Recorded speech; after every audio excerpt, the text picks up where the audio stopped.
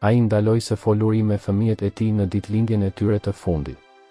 Ai ul në verandë, shikoi portën e zbrazët dhe nuk tha më asgjë. As që u interesonte. Ata as nuk dërguan një mesazh.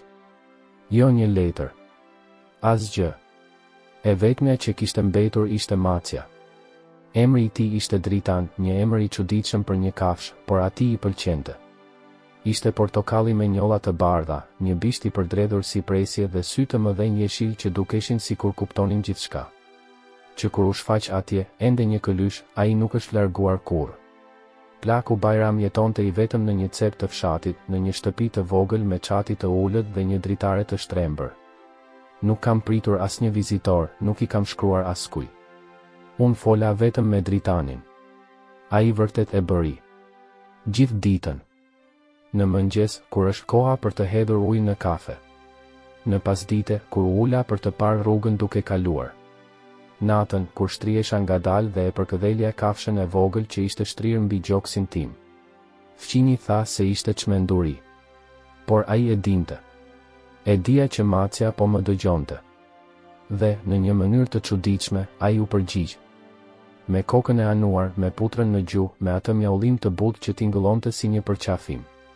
Dritani nuk mjaullinte kurrë. Vetëm nëse plaku zhdukej nga sy. Pastaj ai vraponte, hidhej në prerin tim, e afronte fytyrën me mua dhe qëndronte aty. Unë dal. Sikur të thoshte, unë jam këtu. Atë javë, Bajrami ishte më i qetë se zakonisht. Ai as nuk i foli erës. Kalova orë të tëra duke parë pikturën në mur, ishte një foto e vjetër. 3 fëmijët ulur në prerin e tij. Fëmijë. Duke qeshur. Kishte një kornizë të qarë dhe xham të plasaritur, por ai e pastronte çdo ditë me të njëjtën leckë që përdorte për të pastruar fytyrën. Dritani vuri re. Sa herë që plaku merrte pikturën, Macja ngjitej në karrige dhe shtrihej aty pranë. Ai e preku kornizën me putrën e tij. Vazhdova të shikoja së bashku. Sikur e mbante mend edhe ai. Një pasdite të tillë, Bajrami hapi sirtarin e vjetër në dollap. Ai nxori një letër. Ishte një çarçaf i zverdhur, i palosur me kujdes. Ai filloi të shkruante. Me një dorë që dridhet, por e vendosur. U desh pak kohë. U ndala, mora frym, shikova tavanin. Dritani nuk u largua nga ana tjetër. Ai u shtri me hundën mbi këmbë, i qetë. Duke parë. Kur mbaroi, Bajrami e palosi letrën, e futi në një zarf dhe shkroi një emër në faqen e parë. Ishte e djalit të madh. Ai e mbante mbi tavolinë, pranë qiriut që përdorte kur nuk kishte energji elektrike. Atë natë, Macja nuk fjeti në dysheme. Ai kërceu drejt e në shtrat. Ajo u shtri në gjoksin e tij. Ata të dy atje. Një me zemër tepër të mbushur. Tjetri dëgjon gjithçka, pa thënë asgjë. Jashtë, era fshfërinte gjethet. Brenda, vetëm heshtje. Një heshtje e dikujt që mban shumë brenda. Bajrami mbylli syt. Dritan nërë. Ai mbante syt hapur. Duke e parë fytyrën e plakut sikur donte të mësonte përmendësh çdo rrullë, çdo frymëmarrje. Koha dukej sikur ndaloj aty. Sikur e dinte që e gjithë kjo ishte tashmë një lamtumir. Edhe nëse askush nuk e kishte thënë. Ditët ishin gjithmonë të njëjta. Bajrami plak zgjoi herët, e tërhiqte me kujdes perden dhe shikonte jashtë rrugën e zbrazët. Pastaj ulesha në karrigen e kuzhinës, vija çajnikun dhe prisja zhurmën e ujit që zjente. Askush nuk trokiti në derë. Askush nuk e thiri emrin e tij. Vetëm mjaullima e butë e Dritanit duke pritur tasin me qumësht. Kështu ishte çdo ditë. Macja e ndoqi kudo. Nëse plaku shkonte në oborin e shtëpisë për të parë pulat e fqinjit, Dritani do të shkonte me të, afër këmbëve të tij, duke ecur ngadalë. Nëse plaku ngjitej në stol për të ndërruar llambën, Macja ulej dhe shikonte, sikur të thoshte, merr qetësi, në rregull. Ata mezi flisnin, por e kuptonin njëri tjetrin. Një gjest, një vështrim, një heshtje. Mjaftuan. Bajrami kolli me të madhe dhe Macja erdhi, u ngjit në karrige dhe u shtri në prerin e tij. Ndonjëherë ai e vinte hundën në gjoksin e plakut, sikur donte të dëgjonte nga brenda atë që askush tjetër nuk mund ta dëgjonte. Në raftin e dhomës së ndenjes kishte një zarf.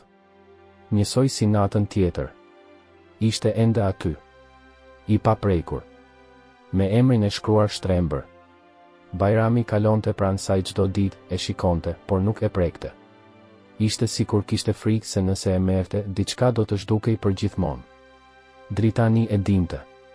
Ai qëndroi pranë zarfit. Ai ushtri pranë tij, duke e vëzhguar. Kishte ditë kur ai flinte aty pranë letrës. Sikur po priste një urdhër që ende nuk kishte ardhur. Shtëpia ishte e heshtur, por plot kujtime. Në mure, foto të vjetra. Një pantofle e vjetër në cep. Një pjatë gjithmonë me gjysmën e ushqimit. Dhe radion e prishur që ai nuk do ta rregullonte. Ai tha se zhurma më shumë dhemte se sa ndihmonte. Ajo që më dhemte vërtet ishte boshllëku. Një boshllëk që vetëm Macia mund ta mbushte. Një mëngjes, Bajrami u përpoq të zgjohej herët. Doja të fshija dyshemen e balkonit, siç bëja dikur. Por kolona dështoi. Dora po dridhej shumë. Fshesa ra. Ai ul ngadalë, duke marrë frym thellë, dhe shikoi lart në qiellin me re. Dritani erdhi në kohë. Ai u ngjit në krahun e karriges. Ai e kaloi putrën mbi fytyrë. Pastaj ushtri aty në prerin e saj, pa u nxituar. Atë ditë, plaku nuk tha asgjë. Ai i anguli syt zarfit. Vetëm duke kërkuar. Dritani u ngrit në këmbë, e mori zarfin me gojë dhe e vendosi në prerë. Pastaj u ul. U ndal. Duke pritur. Bajrami buzëqeshi dobët. Ai ngadal e kaloi dorën mbi kokën e Maces dhe tha shumë ngadal, një ditë do të dish çfarë të bësh, miku im. Dhe kaq ishte. Pastaj plaku mbylli syt, sikur po pushonte pak, por me letrën ende në duar. Macia qëndroi aty. Pa lëvizur asnjë fije floku. Sikur e dinte tashmë se fundi po vinte ngadal. Koha brenda shtëpisë dukej sikur kishte ndaluar. Por trupi i plakut Bajram nuk e bëri. Po shkonte drejt Greminës.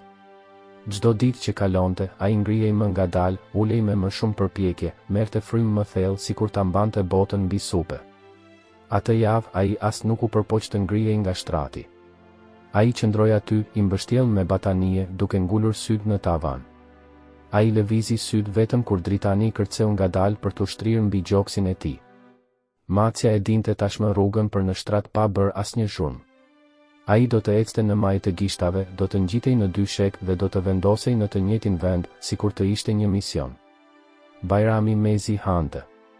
Vetëm një gllënik ujë. Ndonjëherë përpiqesha ta mbaja gotën, por ajo derdhej e gjitha. Dora po dridhej shumë. Trupi nuk reagoi më. Vetëm syt flisnin. Dhe ishte një vështrim i dikujt që po thoshte lamtumir pa thënë fare lamtumir. Dritani filloi të shqetësohej më shumë.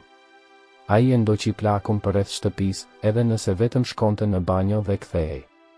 Kur Bajrami kolliste, Macia vraponte dhe i ngjitej mbi gjoks. Kur plaku mbyllte syt për një kohë të gjatë, Dritani i përkëdhelte kokën në mjekër, sikur donte ta zgjonte. Natën e tretë, plaku u përpoq të shkruante një letër tjetër. Ai mori letër dhe stilolaps, por dora e tij nuk ju bin. Shkrimi i dorës doli i shtrembër, pothuajse i palexueshëm. Ai hoqi dorë në gjysmë të rrugës. Ai e la letrën të binte në dy sheme dhe ra në heshtje bashkë me të. Ai nuk u fik, por u çalua. Asnjë forcë. Macia u bë nervoze. Ai vrapoi jashtë shtëpisë. Ai u ngjit në tavolinë, rrëzoi gotën, rrëzoi pjatën. Ai kërceu mbi dritare dhe filloi të mjaullinte me zë të lartë, një mjaullim që tingëllonte më shumë si një britm. Askush nuk erdhi. Asnjë fqinj nuk u shfaq. Ishte natë dhe në atë rrugë askush nuk interesoi më për zhurmën e kafshëve. Bajrami u zgjua të nesërmen edhe më i dobët. Sytë e fundosur, lëkura e verdh, fija e zërit pothuajse e zhdukur. Është koha, apo jo, Dritan? Përshpëriti ai dhe Macia u përgjigj thjesht duke i përkëdhelur mjekrën. Zarfi ishte ende mbi tavolinë. I paprekur. Me emrin e djalit. I njëjti emër. E njëjta pritje. Por askush nuk erdhi ta merrte. Askush nuk telefonoi. Askush nuk u shfaq. Pas ditën tjetër, Dritani qëndroi te dera. U ndal. Vetëm duke kërkuar. sikur po priste dik. Por rruga mbeti bosh. Pastaj u kthye, u hodh në shtrat, u shtri pranë plakut, ja mbështolli bishtin rreth këmbëve dhe qëndroi aty. Ai as nuk ja uli sy. Plaku e kaloi ngadalë dorën përmes leshit të butë, me vështirësi, por me dashuri. Dhe ai tha shumë qetësisht, nëse nuk shkoj nesër, më beso. Macja dëgjoi. Dhe ai dukej se e kuptonte. Ai qëndroi zgjuar gjithë natën, duke u kujdesur, duke vëzhguar, duke mbrojtur. Sikur e dinte që koha e tyre bashkë po mbaronte, por kishte ende një gjë të fundit për të bërë. Atë mëngjes, qielli kishte qenë gri që në orët e para të mëngjesit. As edhe një zog nuk këndoi. Ishte sikur gjithçka e dinte tashmë se çfarë do të ndodhte. Brenda shtëpisë, heshtja dhemte më shumë se çdo zhurmë. Bajrami nuk lëvizte shumë më. Ai ishte i zbet, i lodhur, i zhytur në dyshekun që nuk kishte më shkum. Syt hapeshin e mbylleshin ngadalë, sikur çdo hapje e syve të ishte një lamtumir e maskuar. Dritani nuk i largohej nga krahu. As për të ngrënë. As për të pirë ujë. I shtrirë me gjoksin mbështetur në krahun e plakut, me kokën e shtypur pas qafës. Ndonjëherë bënte atë zhurmën e vogël të maces që tingëllon sikur po qan. I ullët. I çmendur. Zarfi ishte ende aty. Në tavolinë. Me emrin e shkruar me stilolaps blu. Një emër që priste të thirrej përsëri. Por askush nuk erdhi. Bajrami u përpoq të fliste. Goja i dridhej, por zëri nuk i dilte më. Buzët formuan fjalë që vetëm macja dukej se i kuptonte. Ai e ngriti pak dorën, i preku gëzofin Dritanit dhe e mbajti. I dobët por i vendosur. Është koha. Murmuroi ai, pothuajse pa zë. Dritani mbështeti ballin mbi të tij. Ishte aty, me atë gjest të thjeshtë që filloi lamtumira. Nuk kishte asnjë britm. Nuk kishte lot që rridhnin poshtë. Thjesht koha ndalet. Vetëm ata të dy atje, të lidhur në një heshtje që fliste më shumë se 1000 fjalë. Plaku mori frym më ngadalë. Sikur ajri nuk donte më të hynte brenda. Zemra e tij po rrite dobët.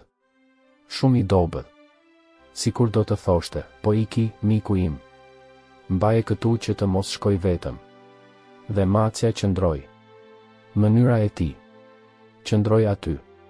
U ndal. Pa ja dridhur syt. Duke ndjerë çdo sekond që kishte mbetur. Çdo frymëmarrje. Çdo lamtumir e fshehur. Ndërsa dielli perëndonte, dhoma erësohej edhe më shumë. Dhe Bajrami. U ndal. Nuk ishte e zhurmshme. Nuk ishte e shpejtë. Ishte dritë. Pothuajse i qetë. Si dikush që vendos të flej dhe nuk do të zgjohet më. Dritani e vështroi për minuta të tëra. Ai nuk qau. Ajo thjesht shtrihej sipër gjoksit të tij. Ai bënte atë zhurmë të vogël, siç bënte kur donte dashuri. Pastaj ajo e mbështjelli trupin e saj rreth të tij dhe mbylli edhe ajo sy. Por jo për të fjetur. Vetëm për ta kujtuar më mirë. Qiriu mbi tavolinë digjej dobët. Zarfi ishte ende aty. Por tani. Ishin vetëm ai dhe macja. Jashtë, askush nuk dinte asgjë. Askush në familje nuk telefonoi. Askush nuk u shfaq. Askush nuk dërgoi një mesazh. Ishte macja që ndjeu gjithçka e para. Ai ishte ai që qëndroi. Ishte ai që e kuptoi se, që nga ajo kohë e tutje, historia e plakut nuk mund të mbaronte me kaq. Sepse unë ende kisha një letër. Dhe kishte ende një zemër që kishte nevojë të dëgjohej edhe pas heshtjes. Ditën tjetër, askush nuk kaloi në rrugë. Qielli mbeti i mbuluar me re. Një erë e ftohtë frynte kundër dritareve. Brenda shtëpisë, trupi i Bajramit ishte ende aty, i mbuluar me një çarçaf të thjeshtë. Ende. Dritë. Sikur më në fund kishte pushuar. Dritani nuk i largohej nga krahu. Ai u shtri aty anash, me hundën e shtypur pas dorës së plakut. Nuk hëngri. Nuk piu. Ai as nuk mjaulliti. Thjesht qëndroi. Firm. I pranishëm. Sikur të di se ka mbetur edhe një gjë e fundit për t'u bërë. Kur fqinjet vunë re heshtjen, trokitën në derë. Ata hyn ngadalë, pan skenën dhe thirrën shërbimin e qytetit. Disa qanë. Të tjerët thjesht tundën kokën. Por askush nuk e dinte për letrën. Askush nuk e pa zarfin. Vetëm Dritani. Ai u hodh mbi tavolinë, kapi zarfin në gojë dhe nxitoi të zbriste nga dera e pasme. Ai nuk priste askënd. Ai doli në rrugën e pashtruar, me letrën e palosur ndër dhëmb dhe eci ngadalë. Duket sikur e dinte rrugën. Ai eci për një kohë të gjatë. Ai kaloi pranë shkëmbinjve, degëve, qenve që lenin te portat. Por ai nuk u ndal. Bishti i përkulur, syt e përqendruar dhe ajo letër në gojë sikur të ishte gjëja më e rëndësishme në botë. Vonë pas dite, ai mbërriti në një shtëpi. Ishte e thjeshtë, por e mirë mbajtur mirë. Te porta kishte një tabelë me emrin e shkruar në zarf. I njëjti emër. Dritani u ndal, u ul dhe qëndroi. Ai priti. Pak minuta më vonë doli një burr. Flok gri, pamje e lodhur, shprehje e mbyllur. Ai pa macen duke qëndruar aty. Po afrohej gjithnjë e më shumë. Ngadalë. Derisa vuri re zarfin. Ai e mori. U hap. Lexo. Dhe u ndal. Syt e tij u mbushën me lodh. Këmbët më u dobësuan. Ai ul në trotuar me letrën në duar dhe filloi të qante. Butësisht, me dhimbje, si dikush që dëgjon zërin e fundit të dikujt që nuk do të kthehet më. Dritani u mbështet në gjuhë. Ai u ngjit ngadalë në prerin e saj. Ai mbështeti kokën në gjoksin e burrit dhe qëndroi aty. Siç bëri me Bajramin. Dy fëmijët e tjerë dolën nga shtëpia, pan skenën dhe e lexuan edhe ata letrën. Dhe heshtja mbizotëroi. Ata e kuptuan. Në atë zarf ishte një kërkesë për falje. Unë kisha dashuri. Më ka shpëtuar. Kishte lamtu mirën që nuk pati mundësi ta thoshte kur me zë të lartë. Dhe ai që e mori. Ishte Macja.